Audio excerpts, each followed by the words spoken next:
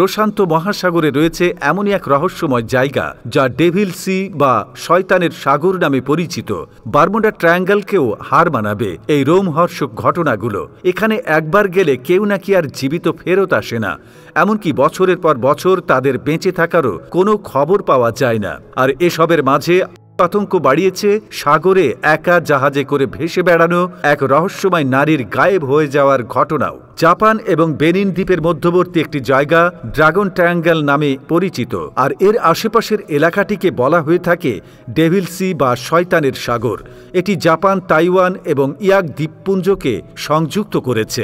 রহস্যময়ী এক নারীর ঘটনাকে কেন্দ্র করেই শয়তানের সাগর নিয়ে ভীতি বেড়েছে অনেক আগেই। কথিত আছে 1800 শতকের দিকে শয়তানের সাগরে একটি জাহাজ ভেসে থাকতে দেখেন স্থানীয়রা। সেখানে এক নারী একা ঘুরে বেড়াচ্ছিলেন।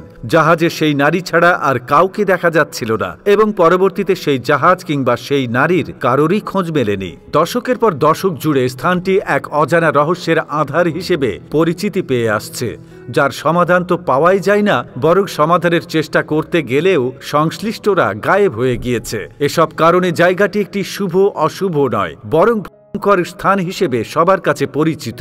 ছোট ছোট নৌকা থেকে শুরু করে বিশাল জাহাজ, এমনকি এই জায়গার উপর দিয়ে উড়ে যাওয়া বিমানগুলো নাকি মুহূর্তেই উধাও হয়ে যায়। চীনে প্রায় 1000 খ্রিস্টপূর্ব থেকে একটি পৌরাণিক মতবাদ অনুসারে এই সাগরের পানির অতল গহীনে লুকিয়ে রয়েছে এক বিশাল ড্রাগন। সে যখন পানির নিচে চলাফেরা করে তখন সাগরের বুকে বড় বড় ঢেউ, ঘূর্ণিপাক, সামুদ্রিক ঝড়সহ চারিদিকে ঘন কুয়াশায় ঢেকে যায়। ড্রাগন তার ক্ষুধা নিবারণের জন্য সমুদ্র পৃষ্ঠে চলাচলরত বিভিন্ন জাহাজ বা আকাশপথে চলমান কোনো বিমানকে টেনে পানির নিচে নিয়ে যায় এবং তাতে থাকা মানুষদের খেয়ে ফেলে। এই কারণে জায়গাটিকে ড্রাগন ট্রায়াঙ্গল নামে ডাকা হয়। ভুতুড়ের রহস্যময় ঘটনার পরিপ্রেক্ষিতে অনেকে ড্রাগন ট্রায়াঙ্গলকে বারমুডা ট্রায়াঙ্গলের জন্মস্থান বলে থাকে, কারণ স্থানীয়দের মতে এর উপর দিয়ে আজ পর্যন্ত কোনো বিমান গন্তব্যে পৌঁছাতে পারেনি।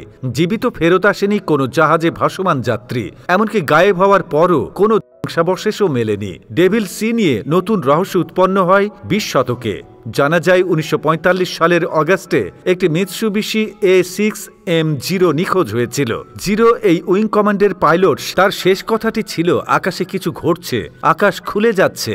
এভাবে 1952 থেকে 1945 সালে মোট 5টি সামরিক জাহাজ এই জায়গা অতিক্রম করার সময় প্রায় 700 লোক সহ নিখোঁজ হয়ে যায়। আবহাওয়াবিদরা জানান এই মুহূর্তে আবহাওয়া একদমই শান্ত ছিল এবং জাহাজগুলো থেকে কোনো প্রকার সংকেত বা সাহায্যও চাওয়া হয়নি, অথচ সবকটি জাহাজেই রেডিও ট্রান্সমিটার ছিল। অনেক সম্ভাব্য কারণের মধ্যে আগ্নেয়গিরির অগ্ন্যুৎপাতকে মুখ্য কারণ বলে গণ্য করা হলেও সুনিশ্চিত করে এখনও কোনো সিদ্ধান্তে কেউই আসতে পারেননি। আর তাই বিজ্ঞান ও প্রযুক্তির কল্যাণে মানুষ অনেকটা এগিয়ে গেলেও প্রকৃতির কিছু রহস্যের কাছে আজও হার মেনে নিতে হচ্ছে সবাইকে।